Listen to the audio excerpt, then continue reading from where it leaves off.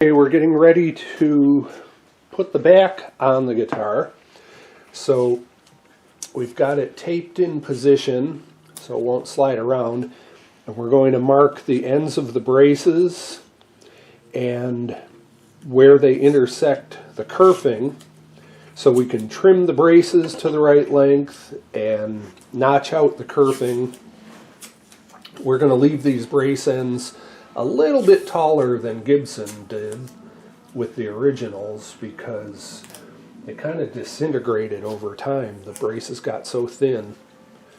So we'll keep ours closer to how I do it when I'm building my own guitars.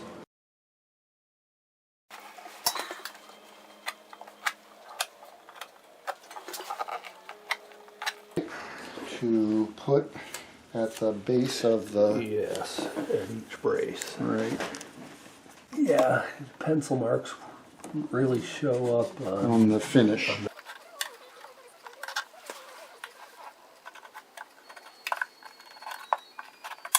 So now we're connecting the lines we made. So line that up with the second one. And this will show us where the kerfing needs to be notched away to accommodate the end of the brace.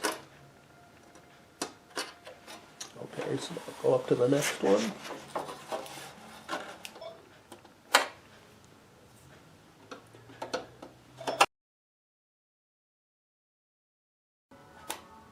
Okay, so now we'll trim the brace ends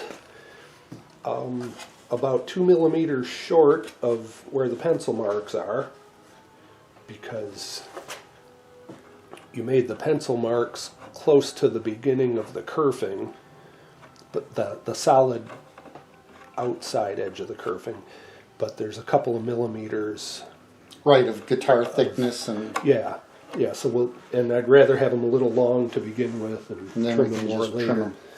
So those have to get cut, and then we'll notch out the braces.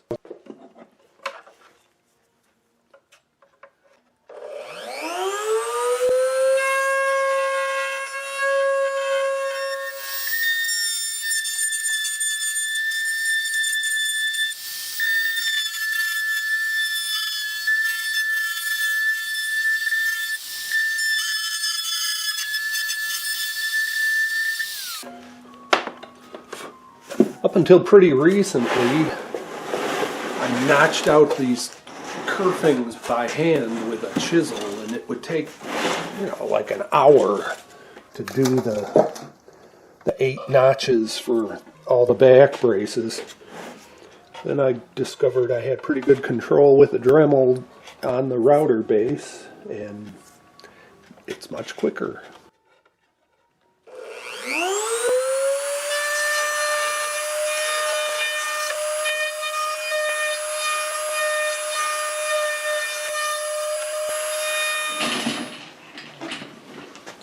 So we've got the notches in the kerfing, and the braces are trimmed to the length we need them to be.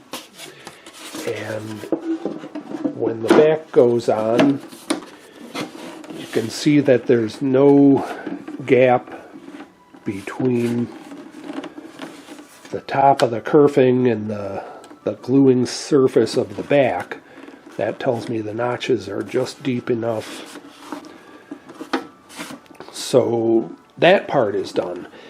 But what happens every time we take a back off of a guitar, and I think this happens to everybody, is that the sides tend to splay out a little bit in different places.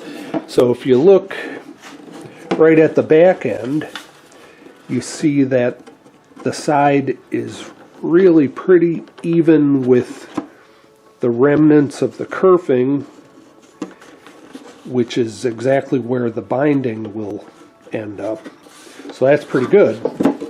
But then you look, let me put this back together, you look near the waist and you can see quite a large amount of kerfing that's sticking out from the back of the guitar. And the reason for that is because the the sides themselves have pushed outward. So what we need to do is a controlled pushing of the sides back inward, but only at certain places. And what happens if you push in here at the waist, then somewhere else it goes out. So it's very hard to just like freehand clamp these things back together. So what we're going to do is take this old guitar mold that I haven't used for a guitar in decades, and we're going to cut it out to the shape of this guitar plus a little bit more. And we'll be able to put the mold over the sides of the guitar and then put a series of wedges all the way along the sides where we need them to be in order to force the sides of the guitar into the right alignment.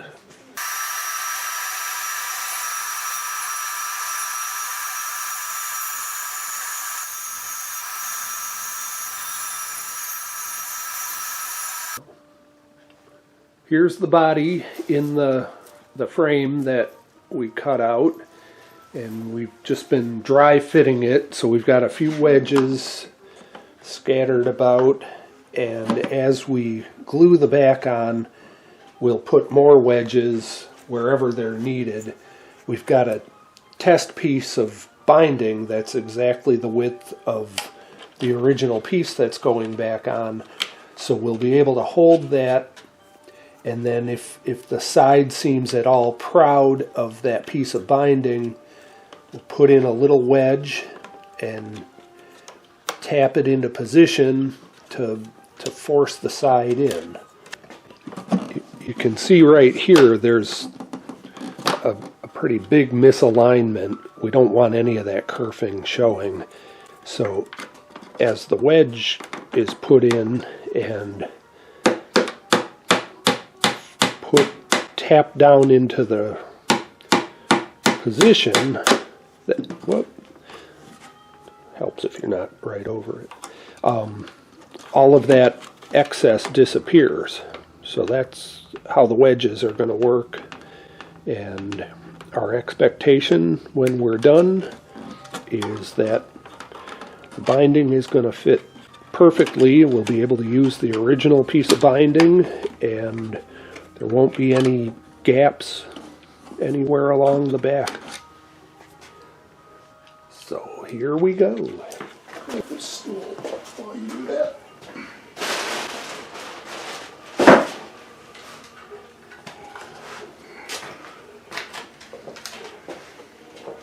So we're going to use tight bond because it has a longer setup time than hide glue. And this is going to take a while to get everything lined up.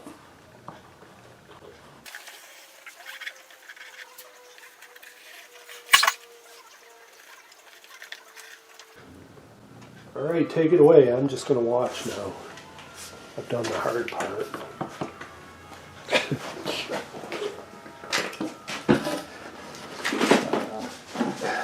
I may have to call my union representative here. I'm thinking I may have to call my union rep. You want to check this gap? Yep.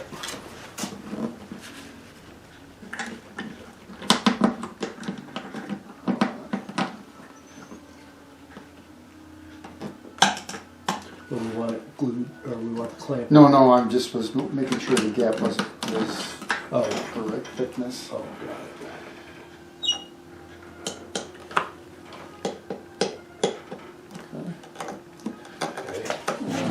With that, it's not tight enough.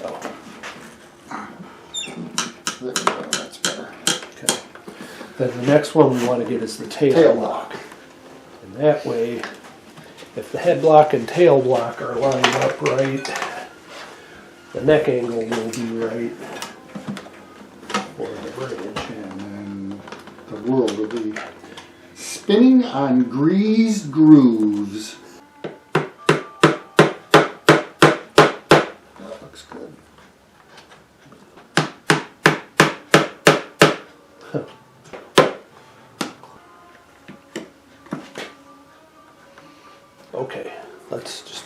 pick a spot and, Oh, let's march up the wall here. yeah, here's this piece.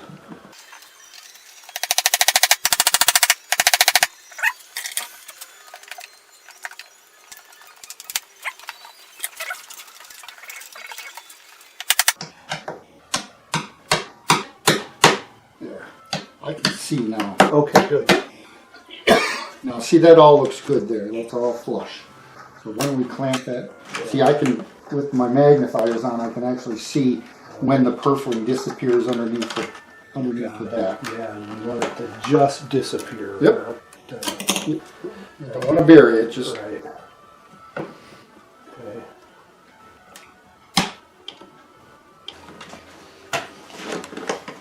Oh, you want to just do a visual first? yeah, if you don't mind. Not a bit. Seems to be working.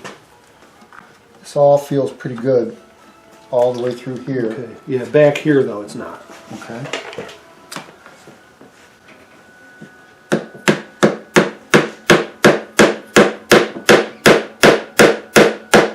Oh.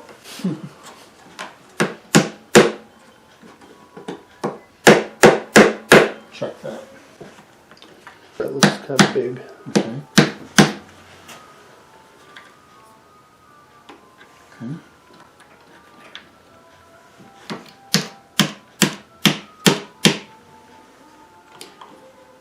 How's that feel? Well, it's certainly tight to the clamp. Okay.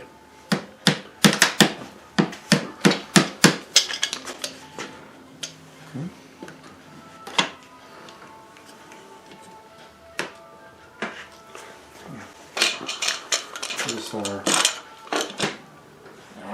yeah. You can just see the Yeah, that uncut edge. yeah, right. You can Oh. just kind of see it Yeah, disappear. nice. Feels good.